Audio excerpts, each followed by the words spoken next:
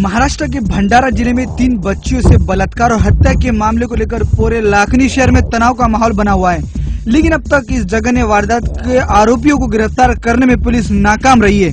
NBCN की special report पर हमारे संवाददाता तौसीफ पठान देंगे इस घटना की विस्तार से जानकारी।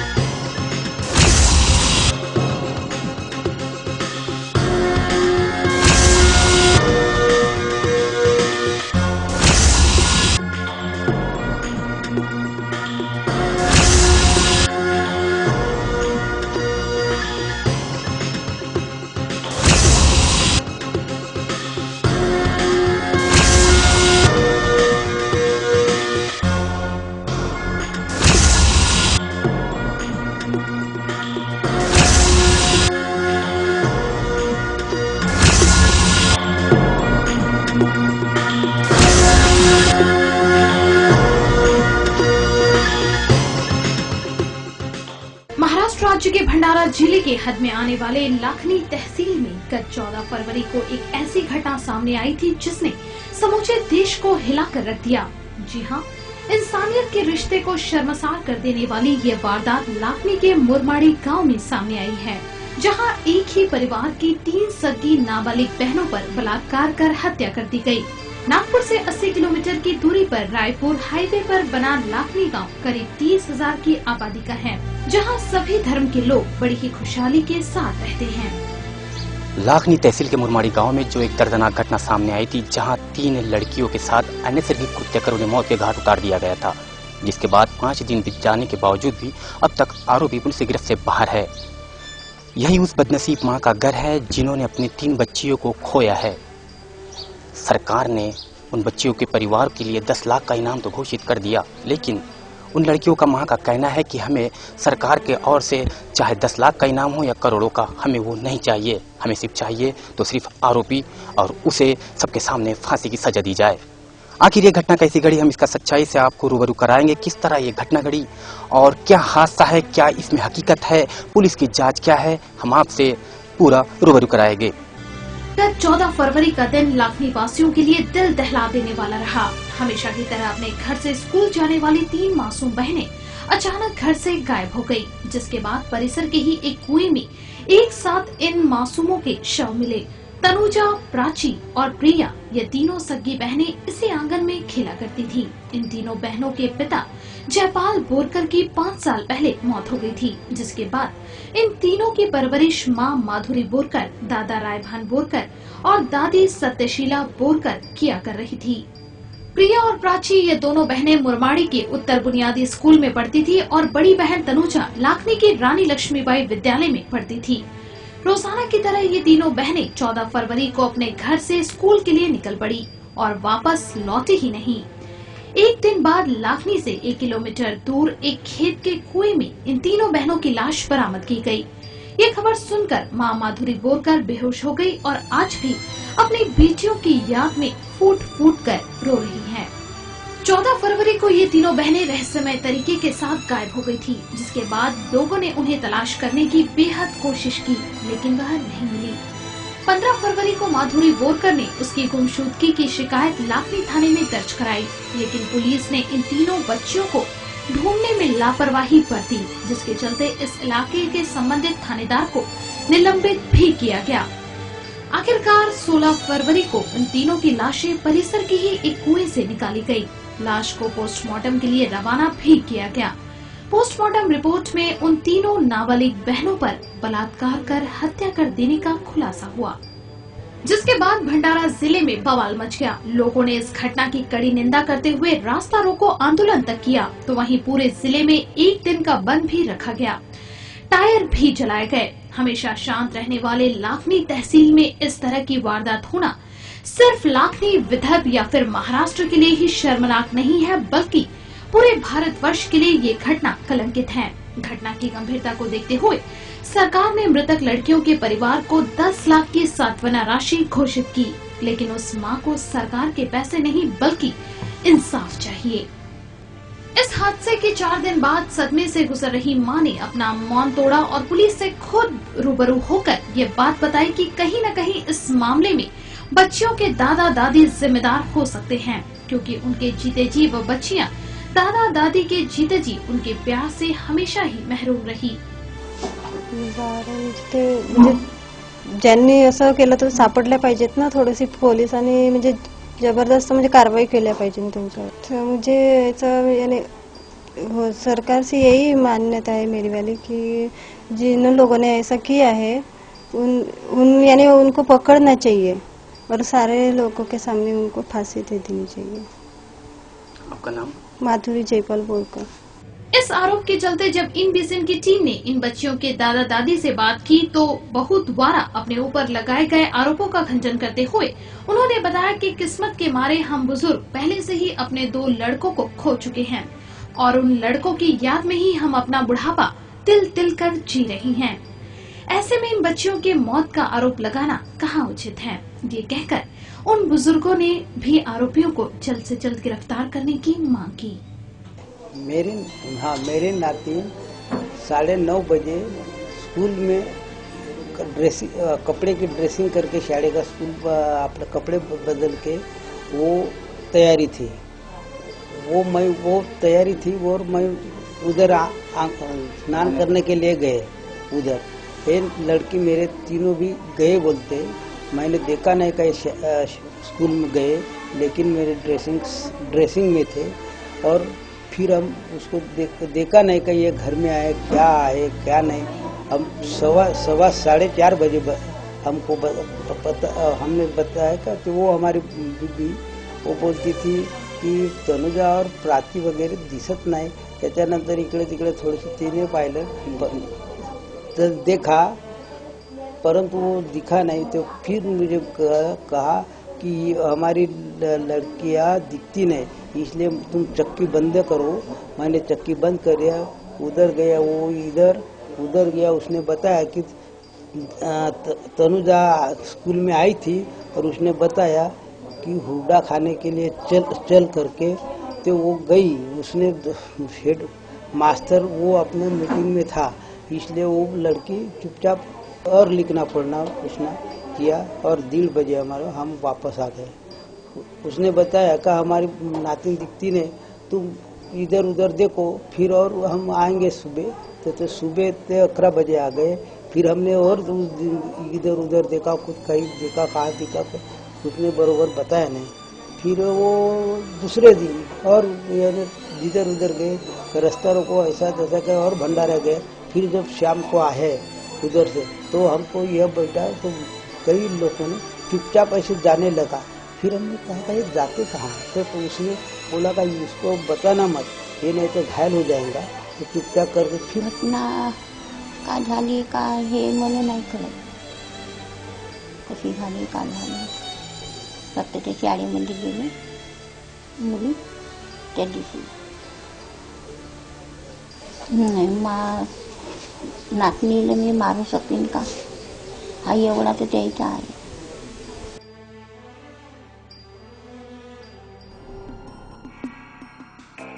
इस घटना की जानकारी लेने के लिए हम आगे बढ़े उस स्कूल में जहां प्रिया और प्राची पढ़ा करती थी।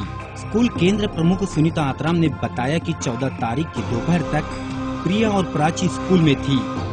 दोपहर बाद वो स्कूल में दिखाई नहीं दी और 16 तारीख को हमने उनकी हत्या की खबर सुनी। ये खबर स्कूल के बच्चों को भी पता है, जिस वजह से घटना को 5 दिन बीत जाने के बावजूद बच्चों में खौफ है, तो वही बच्चे स्कूल आने से डर रहे हैं। ये तो सब मुख्याध्यापक को मालूम है सब, लेकिन उस दिन हम लोग यहाँ नहीं थे, अपने कार्यालय में थे। तो जो लड़कियाँ हैं, प्राची जयपाल बोरकर और प्रिया जयपाल बोरकर और एक रानी विद्यालय की तनुजा जयपाल बोरकर, ये 3 लड़कियाँ 14 से गायब है करके हमको 15 को मालूम हुआ। तो इन्वेस्टिगेशन किया तो एचएम ने बताया कि यहाँ पे मीटिंग रखी थी शाला व्यवस्थापना समिति की, और टीचर मिलने के लिए एक टीचर थे, इसलिए उन्होंने मीटिंग रखी थी। और उनको पूछा तो वो बोले कि लड़कियाँ आई थी लेकिन वो पूछ के गई नहीं, बड़ी लड़की आई थी बोले।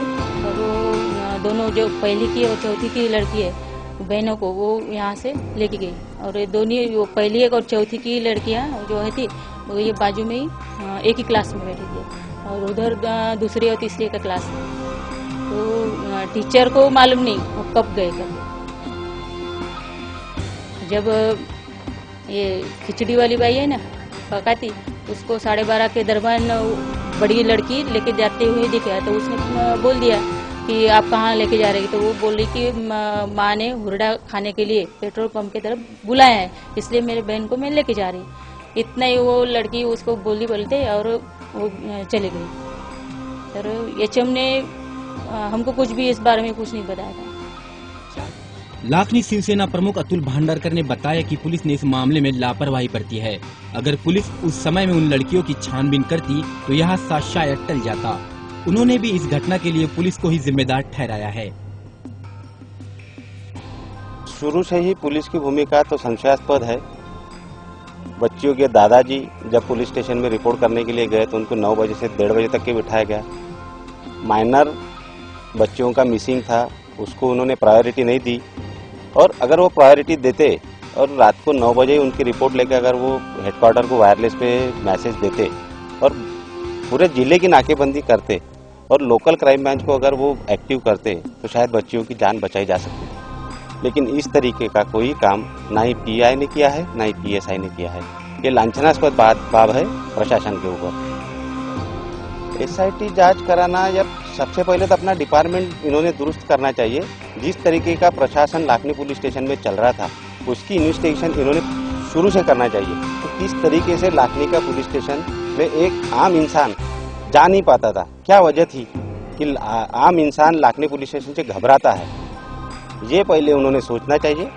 अगर वो राज्य करते हैं तो उनका प्रशासन अगर इस तरीके से ढीला काम करता है या किस तरीके से काम करता है, ये पूरे जब जनता को अगर मालूम होता है तो उनके वरिष्ठ अधिकारी के आंखें क्या बंद है जो उन्हें दिखता नहीं है। क्या दोषियों पर क्या मामला? दोषियों को जल्द से जल्द पकड़ के उन्हें फांसी की सजा हो जानी चाहिए। आज स्कूल में जब देखा गया तो स्कूल में बच्चों की संख्या नदारद है, 10 या 15 बच्चे हैं जबकि 48 बच्चे रहना चाहिए। बच्चों में खौफ है, बच्चों के माता पिताओं के ऊपर भी बहुत ज्यादा खौफ है जो बच्चों को स्कूल में भेज नहीं रहे। तो इस तरीके से अगर लापरवाही करते हुए जल्द से जल्द अगर पुलिस डिपार्टमेंट आरपीओ को पकड़ती नहीं है तो शायद कल स्कूल बंद हो जाए, तो इसका जिम्मेदार कौन होगा? अब भी स्कूल का मैदान सूना सूना दिखाई दे रहा है। न यहाँ बच्चों की गूंज सुनाई दे रही है और न ही उनकी खिलखिलाहट। यही वो स्कूल है जो उत्तर बुनियादी स्कूल जिला परिषद की, जहाँ पे प्रिया और प्राची ये दोनों मासूम बहनें पढ़ा करती थी। घटना के दिन भी वो दोपहर तक स्कूल में थी, लेकिन 2 बजे के बाद वो अपनी बड़ी बहन के साथ यहाँ से अचानक नदारद हो गई। इसके बाद 16 तारीख को उनकी लाशें परिसर के ही किसी कुएं से बरामद की गई। हम आपको उस घटना स्थल पे ले जाएंगे जहाँ पर इन तीनों बहनों की लाशें मिली है। तो वहीं आप स्कूल का नजारा देख रहे हो कि बच्चों में कितना घबराहट का माहौल है। बच्चों की संख्या जो यहाँ पर स्कूल की पट संख्या 46 थी, अब फिलहाल में यहाँ 6 से 10 बच्चे ही आ रहे हैं। इससे यह अंदाजा लगाया जा सकता है कि इस कथित घटना का डर अब भी बच्चों में बरकरार है। स्कूल से जानकारी लेने के बाद हम उस जगह पहुंचे जहां इन तीनों बहनें की लाशें बरामद की गई। लाखनी से 1 किलोमीटर की दूरी पर भगवान ढाबा है। उस ढाबे के पीछे एक किसान का खेत है। 16 तारीख को ठीक 4 बजे इन तीनों बहनें की लाशें एक साथ इस कुएं में दिखाई दी और इस बात का पता लगते ही घटनास्थल पर भीड़ जमा हो गई थी। 14 तारीख दोपहर में वो लड़कियां स्कूल से गायब हुई, जिसके बाद 16 तारीख को यही वो कुआं है जिसमें से उन तीनों मासूम बच्चियों की लाशें निकाली गई। शव को पोस्टमार्टम रिपोर्ट के लिए भेजा गया। वही पोस्टमार्टम में ये खुलासा हुआ कि उन लड़कियों पर, उन मासूम बच्चियों पर बलात्कार हुआ है, साथ ही अनैसर्गिक कृत्य भी हुआ है। ये इंसानियत के रिश्ते को झकझोर कर देने वाली ये वारदात है, जहां लाखनी ही नहीं बल्कि पूरे देश, समूचा देश आरोपियों पर कड़ी से कड़ी सजा करने की मांग कर रहा है। भंडारा जिले के अतिरिक्त पुलिस महासंचालक जावेद अहमद ने बताया कि पोस्टमार्टम रिपोर्ट के बाद तीनों बच्चियों के साथ दुष्कर्म होने की पुष्टि हुई है, जिसके बाद रेप और मर्डर का केस दाखिल किया गया, लेकिन अब तक कोई भी सबूत हाथ नहीं लगा है। नौबत आ गई क्योंकि उसके आगे उसमें नहीं कर रहा था। लकीली कल और आज में नई लीड्स आई हैं और जैसे किसी ने आप पूछा कि उसमें हर पहलू में जो उसके ऊपर आपको संशय या सस्पेक्ट हैं आप देखेंगे, वो हम लोग करेंगे, जरूर करेंगे। इसमें कोई दो राय नहीं कि जितनी जल्दी इसका डिटेक्शन होना चाहिए, हमें अपने प्रोफेशनल हिसाब से, फैमिली के हिसाब से और इस पूरे गंभीर और बहुत ही चिंता वाली घटना को लेके वही हमारा प्रयास है। और उस प्रयास में हम लोगों की कोशिश है कि जितना हो सकता है उससे ज़्यादा करने की कोशिश कर रहे हैं। इसमें कितने टीम्स लगी हैं, कितने लोगों से इसमें हम लोग उसमें रोपिन किए हुए हैं, लेकिन डिटेक्शन जल्द से जल्द होने का हम लोगों का प्रयास है, कोशिश है। और एज आई सेड कुछ लीड्स आज भी मिली हैं, लेकिन रोज़ जब तक उसके कोई नतीजे में नहीं पहुंचते हैं उसके बारे में आगे ज़्यादा कहना उचित नहीं रहेगा। आगे जावेद अहमद ने बताया कि पुलिस अलग अलग एंगल से काम कर रही है, जिसके चलते बस और रेलवे स्टेशन की निगरानी भी शामिल है। अब तक पुलिस ने करीब 150 लोगों से पूछताछ की है और 15 लोगों को पूछताछ के लिए हिरासत में लिया गया है। ये एग्जैक्ट नंबर देना फौरन वो नहीं है, एसपी साहब बाद में दे सकते हैं, लेकिन इतना ही हम बता सकते हैं कि जितनी टीमें अलग अलग पहलू पे देख रही है उसमें बहुत सारे लोगों से बात करें, क्योंकि वही एक रास्ता है हम लोगों के सामने कि कहीं ना कहीं इसमें एक सुराग मिल जाएगा। पुलिस पर से भी आरोप भी लग रहे हैं लापरवाही का कि जिस तरह से दिल्ली कैंडिडेट के बाद महाराष्ट्र के गृह मंत्री ने ये दावा किया था कि जैसे ही खास तौर पे लड़कियों महिलाओं को लेकर के कोई भी शिकायत आएगी उस पर तुरंत जो है एक्शन लिया जाएगा, लेकिन इस मामले में फिर से वही गलती दोहराई पुलिस ने। 4 घंटे का वक्त लगा मिसिंग रिपोर्ट फाइल करने। देखिए कितने घंटे का हुआ लेट, उसके बारे में ज्यादा कहने के बजाय हम कहेंगे उस पर ऑलरेडी एक एक्शन एक ऑफिसर पे हो चुका है, लेकिन इनके ग्रैंडफादर से, इनके जो अजोबा से और उनकी दादी से, उनसे हम बात कर रहे थे। उस डिटेल्स में कई चीज पता लगता है, क्योंकि मिसिंग की एक प्रथा है, एक सिस्टम है, एक प्रोसीजर है, और उस प्रोसीजर में जरूर कहीं ना कहीं आगे पीछे हुआ होगा, लेकिन ये कहना कि उसमें लोकल पुलिस ने बिल्कुल ही तवज्जो नहीं दिया, वो मुझे लगता है कि वो जो इसमें इंक्वायरी उसकी करेंगे तो उसमें आपको आप आ जाएगा। एक सवाल ये भी जानना चाहेंगे, आपने कहा कि मिसिंग रिपोर्ट फाइल होने के बाद लगातार जो टीम है वो 15 और 16 तारीख को फील्ड पर थी, काफी तहकीकात में जुटी हुई थी, बावजूद इसके गांव के ठीक 1 किलोमीटर पास ही कुएं में के पास आकर कैसे कोई 3 लाशों को फेंक करके जा सकता है? इसके बारे में तो हम इतना ही कहेंगे कि वो जगह देखने के बाद जहाँ पे ये लाशें मिली हैं, आप लोगों ने भी जाके देखा होगा,